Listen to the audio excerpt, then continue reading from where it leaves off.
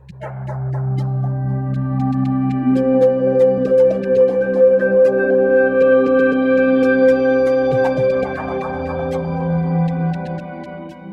be with you. The Lord be with you. A reading from the Holy Gospel according to John.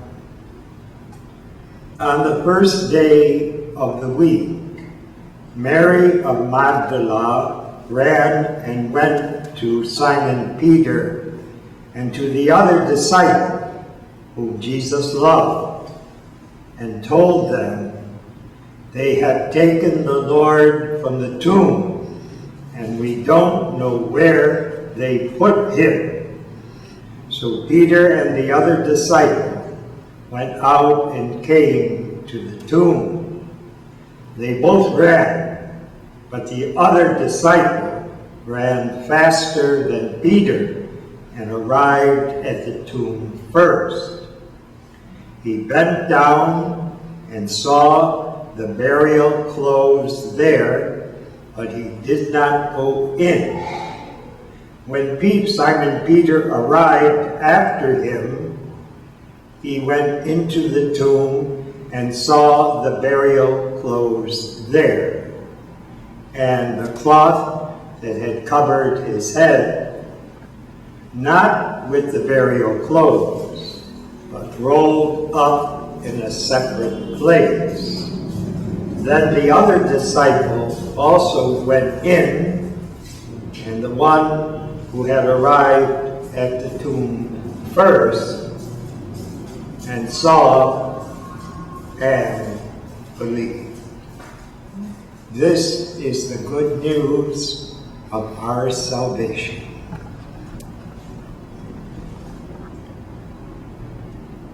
While it is the Christmas season, Christmas was last Saturday, we have the presentation on this feast of St. John of his discovering the tomb where Jesus was buried without the body being there at all.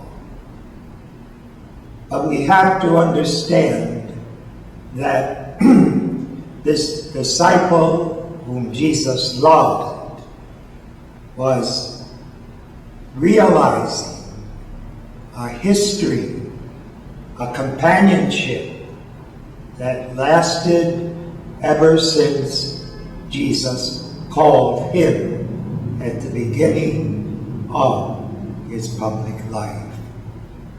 He would join Jesus and become his intimate friend. He will place his head on his chest during the Last Supper. Jesus would confide to him as a dearest friend. And this is the message that John told us about in his gospel. It is an expression of his intimate relationship with Jesus. As we have said before, God in human terms.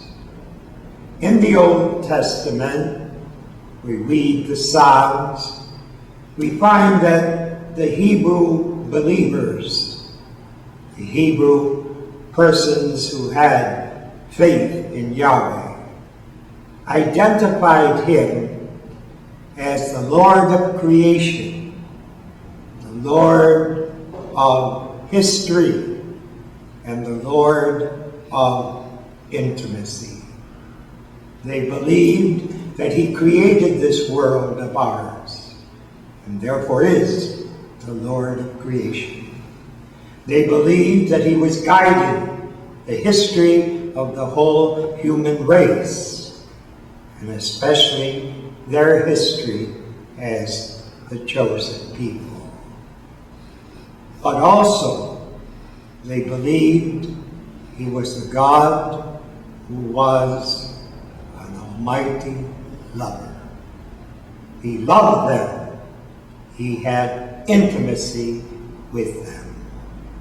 We see this in the beautiful Psalm 139. Lord, you know me. You know when I sit or when I stand. My thoughts are known to you before they enter my mind. Intimacy with God, who is all-knowing and all-loving. Now, if Jesus is the Son of God, if he is the Word made flesh, as John in his Gospel tells us, then he too must be the God, the Son of God, of intimacy. And the relationship between John and Jesus is a relationship of intimate friendship. And John accompanied Jesus. According to the Gospel of St. John, he was the only apostle who was at the foot of the cross. He received Mother Mary into his home and recognized her as his spiritual mother. But his experience of Jesus, not only during his public life, but at the foot of the cross, and experiencing Jesus in the resurrection, taught him more than ever before in his life that God is not just lovable, God is not just loving, but that God is love. And therefore, after Jesus died on the cross and rose, this apostle, who was an intimate friend of Jesus, spent the rest of his life telling people, sharing with people his experience.